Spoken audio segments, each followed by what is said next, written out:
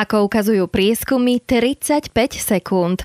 Toľko času nám počas nakupovania potravín stačí na to, aby sme sa rozhodli, či a čo si kúpime. V prípade, že ste sa vy rozhodli zmeniť svoj životný štýl a stravovať sa zdravo, je veľmi dôležité nakupovať správne.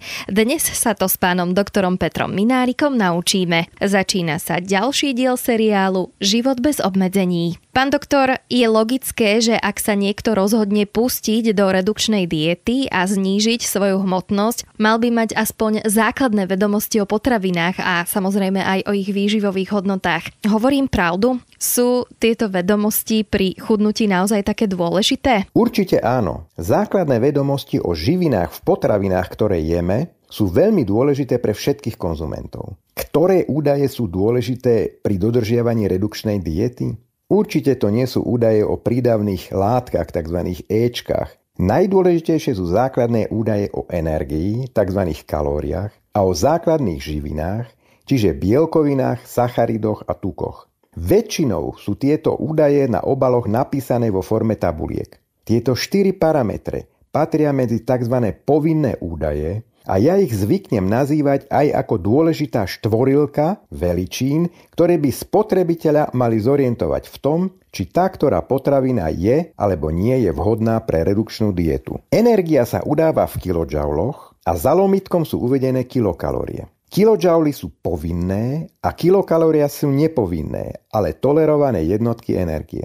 Bielkoviny, sacharidy a tuky sa udávajú v gramoch. Je dôležité si uvedomiť, aká je energetická hustota základných živín. 1 gram bielkovín obsahuje 17 kJ alebo 4 kilokalórie a z bielkovín sa v princípe nepriberá na hmotnosti. Naše telo prijaté bielkoviny využije na tvorbu a obnovu vlastných orgánov a štruktúr a ďalej na zabezpečenie mnohých telesných funkcií, akým je napríklad imunita, zrážanie krvi, tvorba enzymov a podobne. 1 gram sacharidov obsahuje podobne ako bielkoviny takisto 17 kJ alebo 4 kilokalórie. Prijaté sacharidy sa na rozdiel od bielkovín využívajú predovšetkým ako zdroj energie, nevyhnutnej pre chod a fungovanie organizmu. Nadmerné množstvo prijatých sacharidov, predovšetkým jednoduchých cukrov, sa v tele môže premeniť na zásobné tuky a prispievať k obezite. 1 gram tukov obsahuje až 38 kJ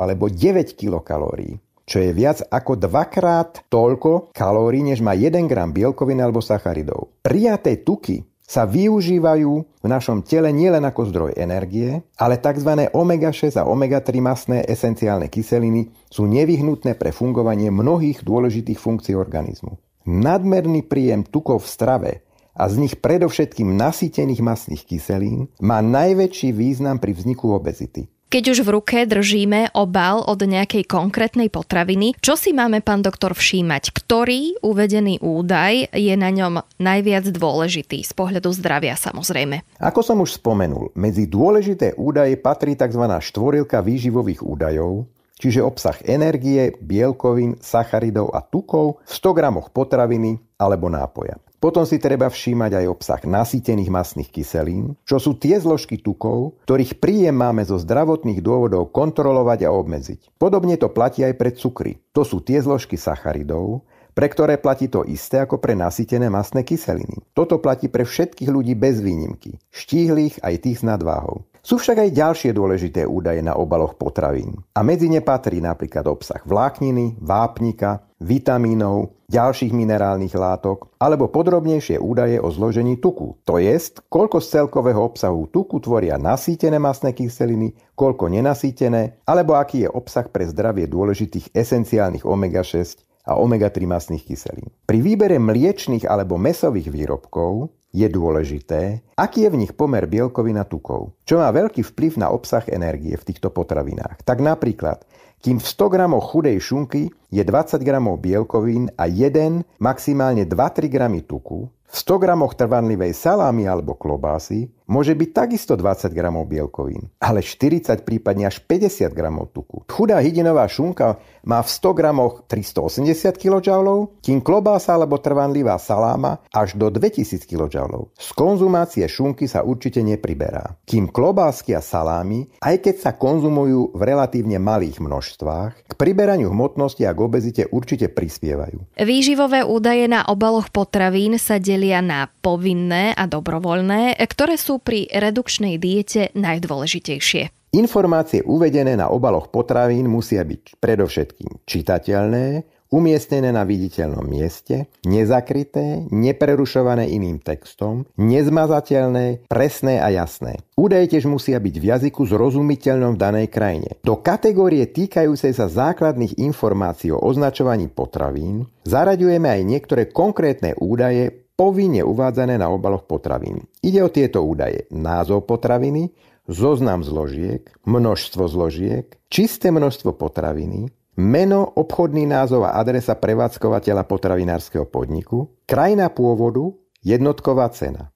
Doplňujúce informácie týkajúce sa označovania potravín sú doplnkové a uvádzajú napríklad spôsob skladovania alebo spôsob prípravy. Informácie týkajúce sa ochrany zdravia sú bez pochyby jedny z najdôležitejšie. Medzi údaje uvádzané na obaloch potravín, ktoré súvisia s ochranou zdravia, zaraďujeme dátum minimálnej trvanlivosti alebo dátum spotreby a látky alebo produkty vyvolávajúce alergie alebo neznášanlivosť. Medzi povinné výživové údaje na obaloch potravín patrí údaj o energetickej hodnote, ďalej sú to tuky a z toho nasýtené mastné kyseliny, ďalej sacharidy a z toho cukry, ďalej bielkoviny a soľ. Všetky tieto údaje sa vyjadrujú na 100 gramov alebo na 100 ml potraviny alebo nápoja. Pán doktor, dočítala som sa, že Európska únia chce v blízkej budúcnosti zaviesť úplne nový systém výživového označovania potravín, prehľadnejší, ľahko pochopiteľný a mal by sa volať Nutri-Score. Povieme o ňom našim poslucháčom viac?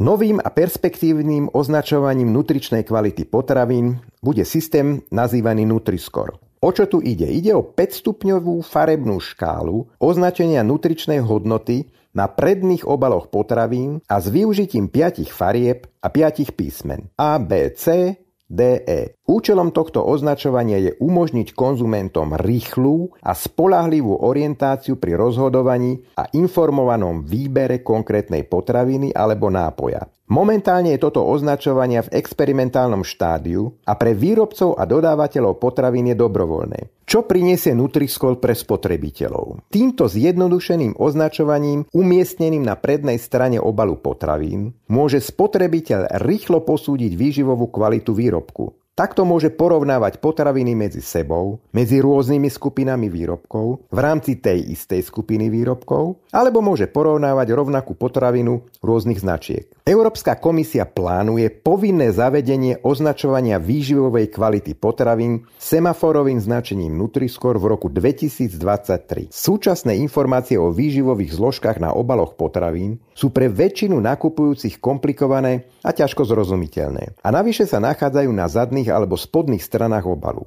Zistilo sa, že informácie majú iba slabý vplyv na rozhodovanie o nákupe potravín, ktoré sú pre zdravie prospešné a majú malý dopad na zdravie spotrebiteľov, ktorí ich konzumujú. Výskumy posledných rokov v krajinách Európskej únie a vo Švajčiarsku potvrdili, že nové označovanie výživových zložiek a celkovej nutričnej kvality potravín na prednom obale potravín, čiže Nutri-Score, dokáže podstatne lepšie ovplyvniť výber nakupujúcich smerom k nutrične kvalitnejším potravinám, ktoré podporujú ich zdravie a posilňujú u nich prevenciu chronických chorôb. Potraviny, ktoré si kúpime, jeme alebo v surovom stave, alebo ich najprv teplne upravíme. Koniec koncov teplá strava má u nás na Slovensku naozaj dlhodobú tradíciu, ale ako vie tepelná príprava a úprava jedla ovplyvniť obsah živín a kalórií v strave? Tepelná príprava stravy do značnej miery ovplyvňuje obsah živín toho, čo jeme. Poďme sa teraz pozrieť na jednotlivé typy tepelnej úpravy stravy. Predovšetkým je to varenie, a to varenie vo vode alebo varenie v pare.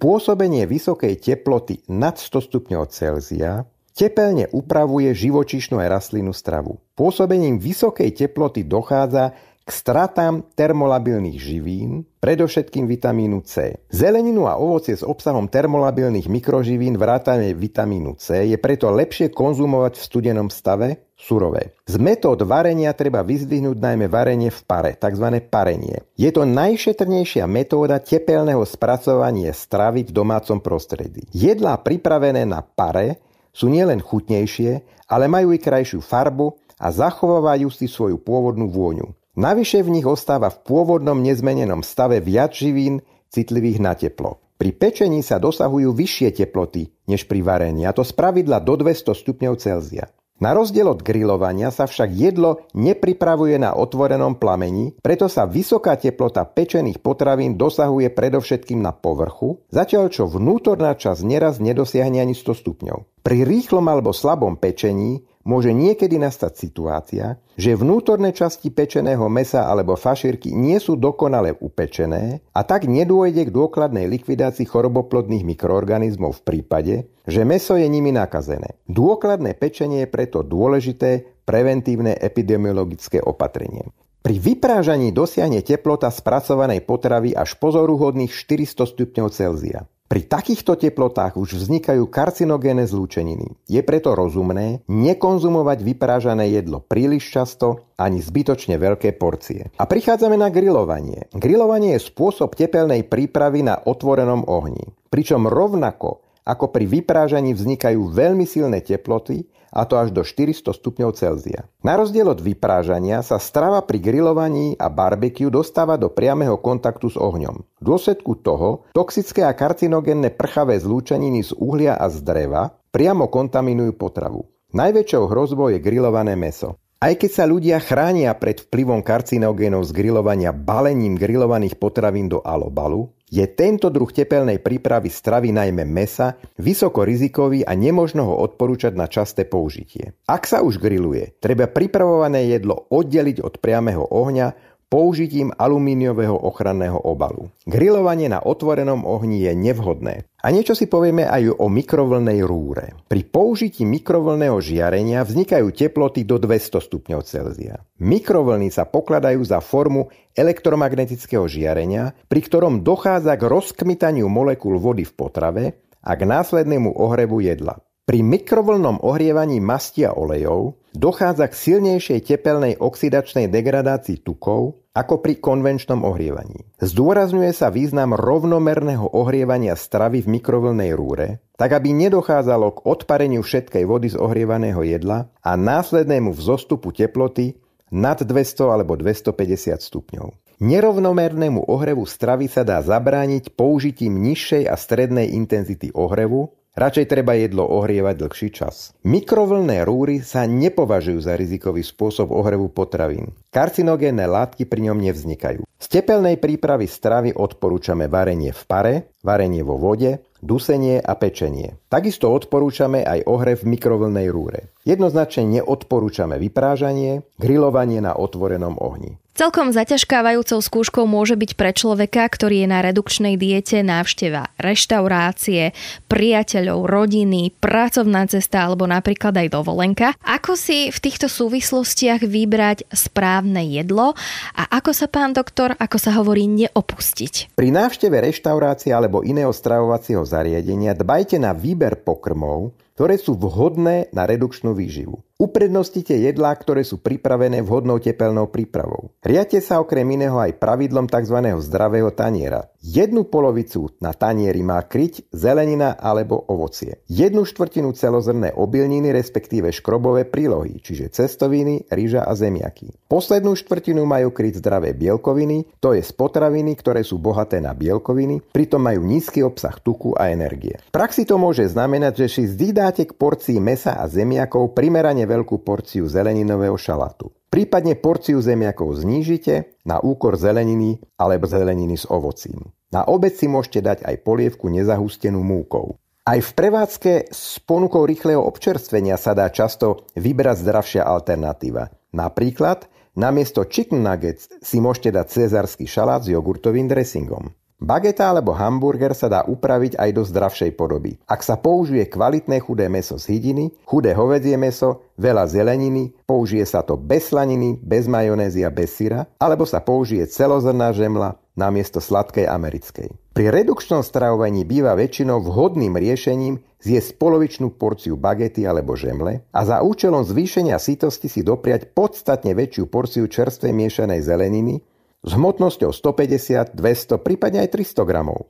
Pán doktor, ako býva dobrým zvykom, dajme si aj na záver tohto podcastu zo pár užitočných a najmä cenných rád, ako sa správne stravovať. Predovšetkým mäso, hydinu a ryby namiesto vyprážania varte, duste, pečte, poširujte alebo bezpečným spôsobom grillujte, nikdy nie nad otvoreným ohňom. Pred varením odstráňte z mäsa a hydiny všetok viditeľný tuk a kožu. Vyberte všetok tuk, ktorý sa objaví počas varenia. Obmedzte, iba výnimočne vylúčte množstvo škrobových príloh k mäsu, hydine alebo k rybám. Mäso vám pridáva dodatočné kalórie. Vyberajte a pripravujte jedla bez omáčok s vysokým obsahom tuku a škrobu. Pri príprave tradičných jedál, ako sú brinzové halušky, si dajte len minimálne množstvo prerastenej slaniny a jedlo jedzte bez pridanej masti. Používajte chudé bravčové mäso, hovädzie mäso alebo divinu. Pripravujte viac jedál z hydiny, to je z chudého bieleho mäsa. Vylúčte alebo značne obmedzte konzumáciu vnútorností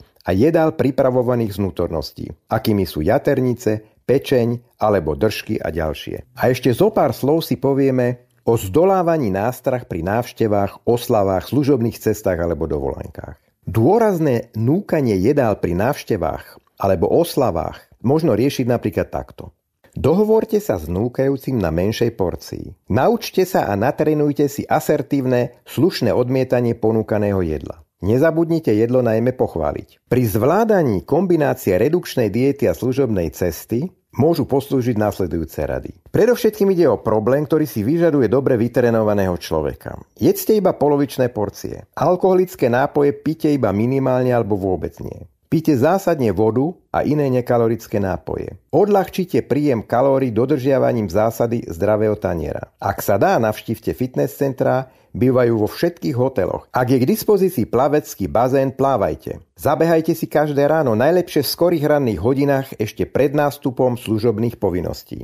A čo all-inclusive dovolenky s pretlakom jedla a nápojov vrátane alkoholických? Na all-inclusive dovolenku môže ísť človek s obezitou, ktorý je v redukčnom režime jedine vtedy, ak má novú stravovaciu životosprávu veľmi dobre natrénovanú a zvládnutú. Vyberajte si radšej iné typy dovoleniek, orientované skôr na aktívny pohyb, než na prejedanie. Obklopujte sa ľuďmi, ktorí vyznávajú aktívny životný štýl a v tomto duchu si vyberajú aj trávenie dovolenky. Výber a nákup nutrične kvalitných potravín nie je jednoduchá, ale ani nesplniteľná úloha. Rovnako tak príprava jedla a kombinácia potravín v prípade, že ste sa rozhodli pre redukčnú dietu. Veríme, že vám dnešný podcast pomohol sa v tejto problematike lepšie zorientovať. V budúcom sa s pánom doktorom Petrom Minárikom porozprávame o tom, ako si zostaviť zdravý jedálniček.